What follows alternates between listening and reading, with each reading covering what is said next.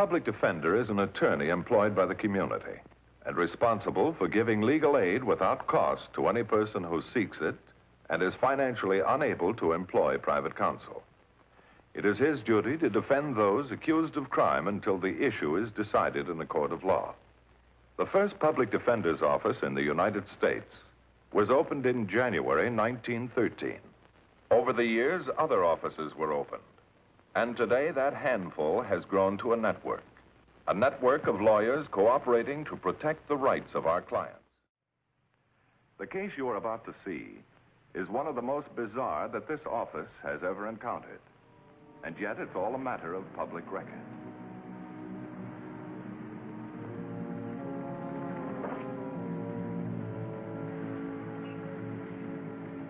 Everything clear on the watchman? Everything clear.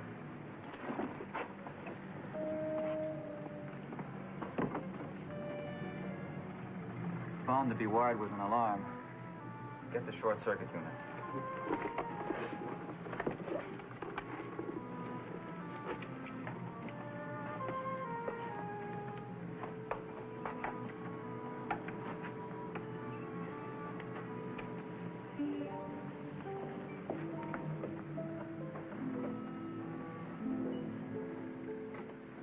Yep.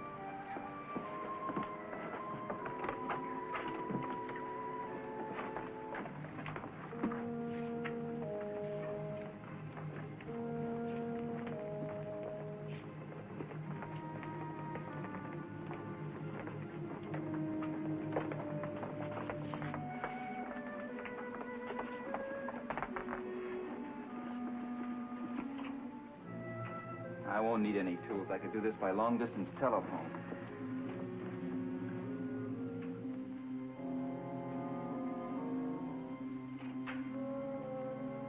Okay, Fred.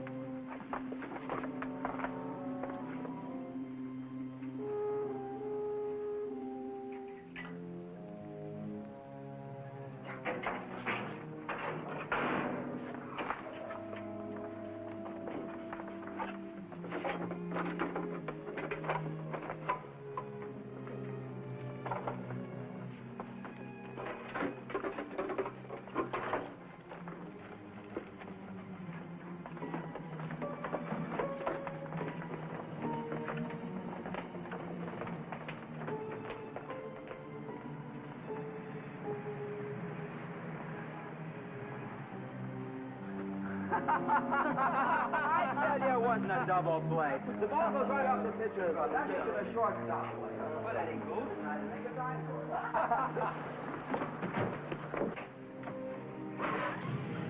Hey! Hey, you!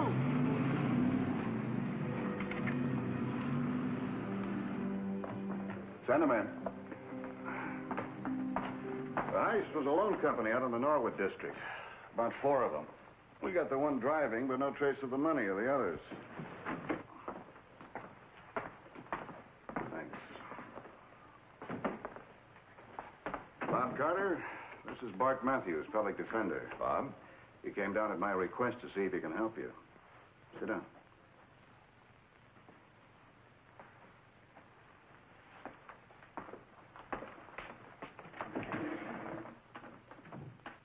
What's the matter? My face dirty or something? There's going to be more than that wrong with you, Bob, if you don't come off your high horse and realize that I'm here to help you. Why don't you guys give up? I already told the cop I don't know anything. According to what Lieutenant Varga told me, you knew enough to break into that loan company, take a lot of money, and disguise yourself so that you'd be above suspicion. Thanks for the nice words. Now, can I go back to my cell? Bob, don't you realize the seriousness of the charge against you? Suspicion of burglary. That's punishable by 5 years to life in the penitentiary, you know. There's no suspicion. I'm their guy, all right. I know the score. The cop got my license number, and they identified me. I got careless and left my gloves off, so my fingerprints are all over the place. But I've been advised that if you cooperate with the police, the DA's office may ask the court for leniency. You mean I tell you what I know, and even if it don't help, they'll get me a break? That's right. Lieutenant Varga promised me that he'll go to bat for you if you help him clear this up. Okay. You got a deal. All right, Bob, go on. Well, it all started with a guy named Gil. I don't even know his last name. But who was this Gil? One of the nicest, no-good guys that ever breathed air. I don't guess I'd ever met him if it hadn't been for something that happened a couple of months ago. My old man died the year before. Ma had taken a job as a cleanup woman nights so me and my sister, Jenny, could get through school. Things were rough. Okay, Rick, give her the gun.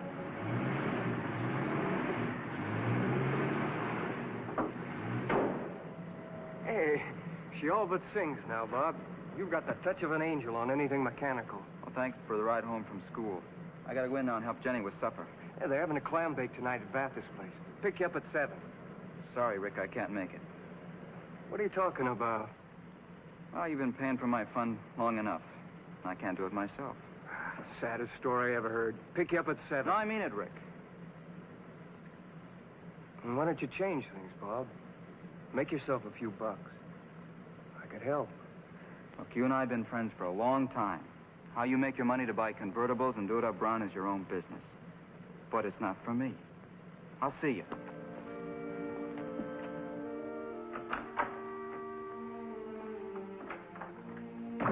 Hi, sis. I wish you'd be more careful with your shirts. This is the 4th I borrowed this week. You know, you're gonna make some guy a great husband. You're not funny, Bob. Not funny at all. Hey, what's the matter? Our class is having a prom next week. Joe Weeks, he's a real nice boy. He sits next to me in English. He asked me to go with him. So, give the guy a break and go. I told him to get somebody else. Why?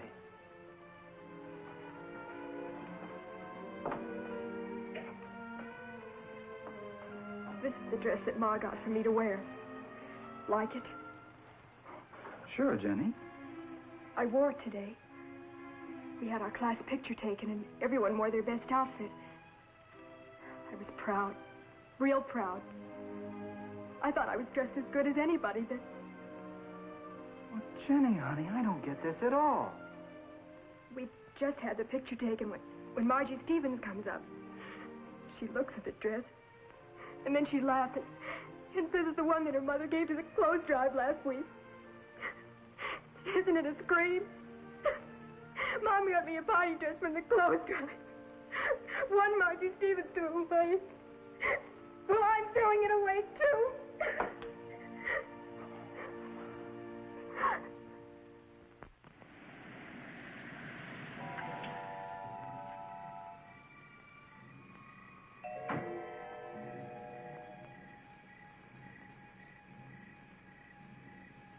Gil? Oh, yeah, what's on your mind? Gil, this is Bob. Oh. Sit down. You and Rick been good friends a long time, I gather. Well, ever since I can remember. He's a swell guy. Said the same about you. Fact is, he told me a lot about you. Says you need to make some money. Bad. I guess that's right. Any qualifications? Well, I'm good at anything mechanical, but who wants a guy not at high school yet? Well, maybe I do. Well, you mean it? You mean you'll hire me? That depends on how bad you want to make money. Well, if your old lady had to scrub floors all night on her hands and knees and your sister had to wear somebody else's clothes, how bad would you want money? From what I hear, you got talent. Lots of talent. With what I can teach you, there's no end to where you can go. From the moment you come to me, you won't have any troubles about money. Your only problem will be cops. Well, what's it going to be, Bob?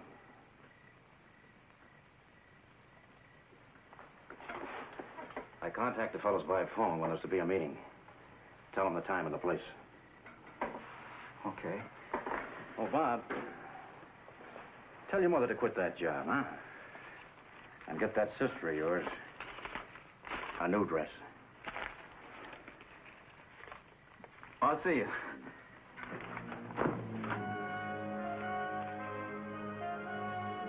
So, in the matter of a 5-minute meeting, the die had been cast. Young Bob Carter wanted money desperately, and Gil Wells had the means whereby he could get it. And between this boy and this man, there developed a great bond of devotion that seemed destined to bind them in tragedy as well.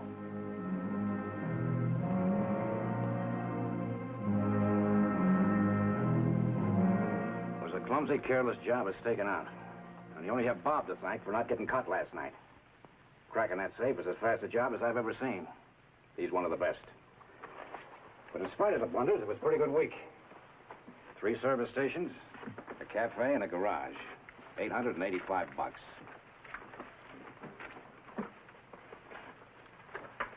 Hey, what's this bit? Where's my cut? Your cut. For what? You're forgetting. I pulled that cafe heist. You used a gun. I've told you and told you, Fred, we don't use guns in this outfit. Now you go without a week's pay to make sure you remember. Now, just a minute. Supposing a cop comes up. Cops have guns, and so do cafe owners. You still got that gun? Sure. Point it at Don. Don, show him what you'd do if a man pulled a gun on you. Now, I'm sure you'll remember. Nice work, Don. Make sure you can all do it as well. All right, you're all warming up for that bakery job tomorrow night. Do it good, and I got a big surprise for you. Okay, I'll call to let you know where to meet. Bob, stick around a minute, will you? Bob, I've got a date with Betty. How about meeting us at Vathis? No thanks. I know. Jenny's alone. Nice guy. Who else in this outfit would think of his sister?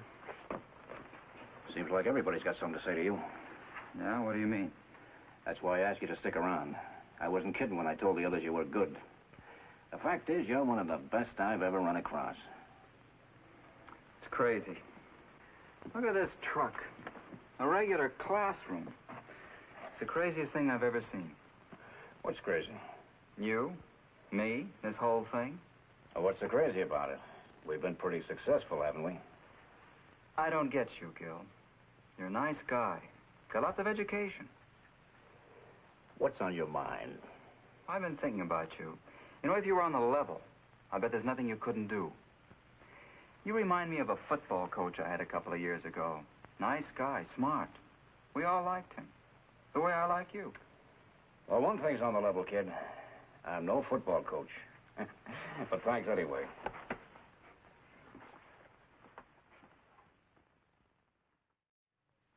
Oh, Bob, we're so proud of you. And grateful, too. Ah, forget it. I'm the man of this house, ain't I? Aren't I? Okay, but I am. And my family deserves nice things like anybody else. There's just one thing. Yeah? Ma and I have been wondering. What about? Where you get the money. I told you I got a job. But what kind of job? In a service station across town, I told you. Sylvia Keller's dad works in a service station, too. And she says they're just able to get by. Bob, all these nights away from home, and you never let us know anything about what you do or... Now leave it alone. I'll get it.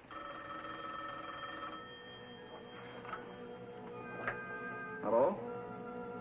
Yeah. Right. Right. I'll be there.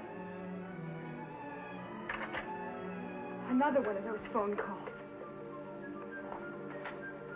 Where are you going? Jenny, leave me alone.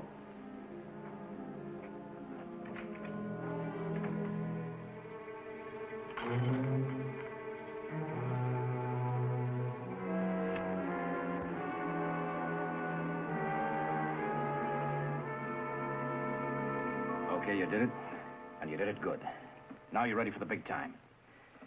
The Central Loan Company in the Westbury District. It's tomorrow night. We'll meet at the corner of 7th and Logan.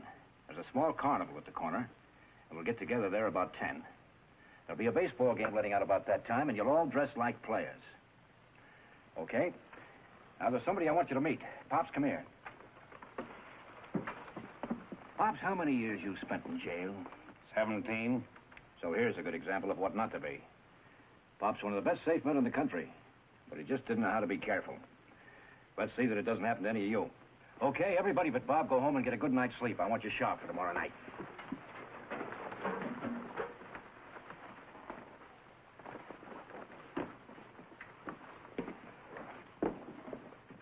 Bob. Pop's got some intricate tumblers for you to work on. Okay, Pop, he's all yours.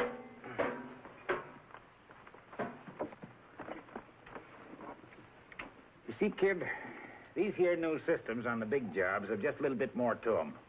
I'll show you. Oh, no point in waiting for Bob. He may be a while. I wanted to talk to you, Gil. What about? I want you to count me out for a few days. Why? I want to get married. Forget it. What are you talking about? It's a tough business, Rick. You gotta keep your mind on your work. No time for vine-covered cottages. Well, now, just a minute. I go out and do a heist for you. That doesn't give you the right to run my life.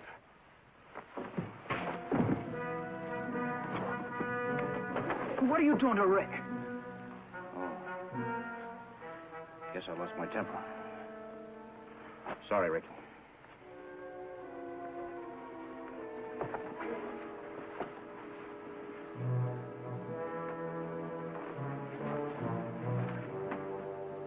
And you talk about being smart.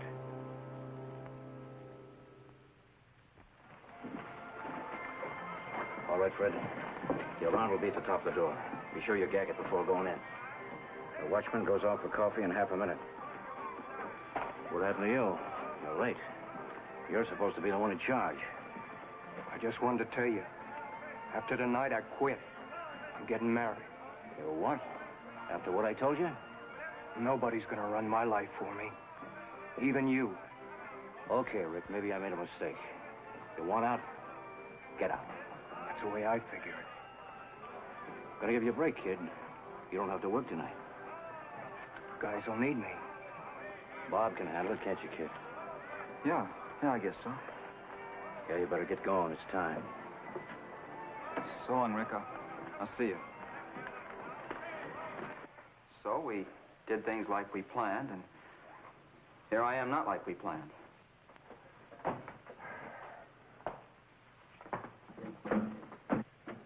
No, you're right. You're not much help. Tough? But you could help. How? Well, chances are this Gil doesn't know that you've been arrested. That means he'll try and contact you by phone. Then I could let the cops know where I was meeting him. That it? Nothing doing. I'm no good, maybe, but I'm not going to do that to Gil. I thought you'd like to see this, Bud. Thanks, Bill. I'll wait outside.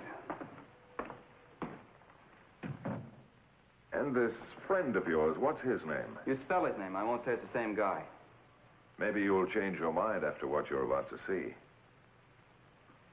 What am I about to see? Nothing very pretty. Nothing very pretty at all, Bob. All right, let's go.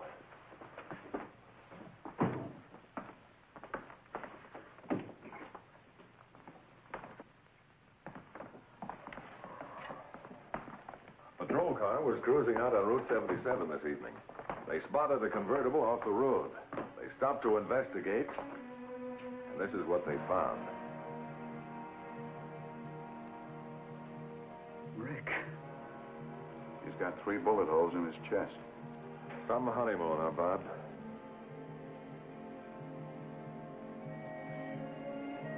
Tell me what you want me to do.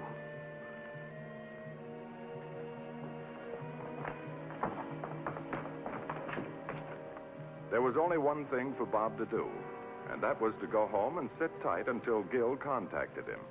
And as it turned out, he didn't have but 12 hours to wait.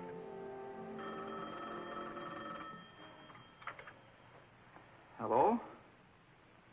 Yeah, Gil. Baptist place. Sure.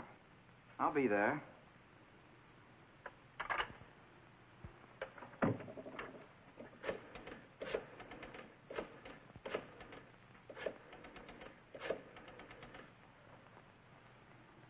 Hello? Give me Bart Matthews. Hey, Bob.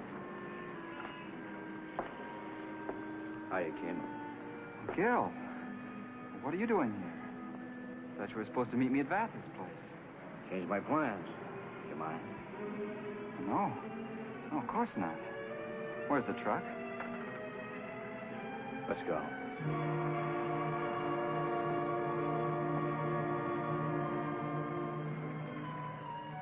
It was a good plan, but there was only one thing wrong.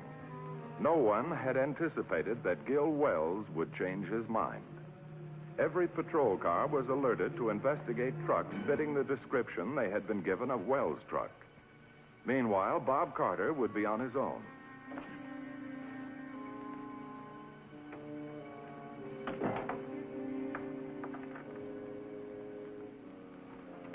Just a hotel room, kid. Why so much interest? I'm not sure. It's just that you've always been so secret about yourself. I guess I was interested to see how you lived. Make me sound like a pretty important guy. The fact is, you are the only one who knows where I live. Gil, why did you pick me up near the house? Oh, I guess I was interested to find out about the job last night. How it went. You got the money, didn't you? Yeah, I got the money. Wasn't any trouble, was it? No. No, there wasn't any trouble. You're lying, kid. You're lying right through your teeth. Why, you're crazy, Gil. Fred's big brother spent the night in the drunk tank.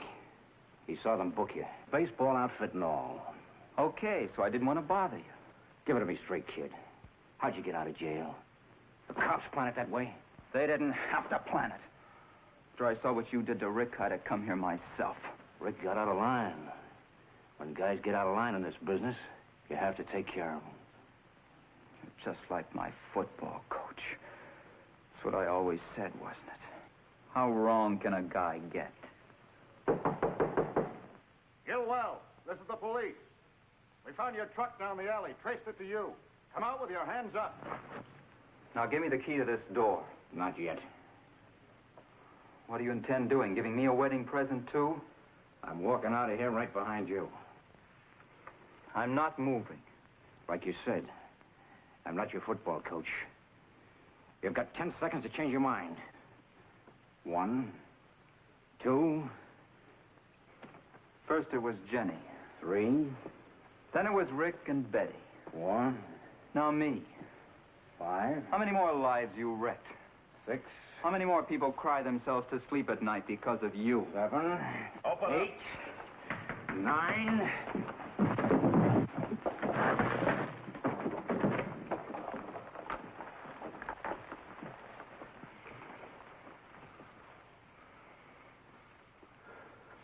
I sure taught you good. At least your coach and I have one thing in common. Take him out.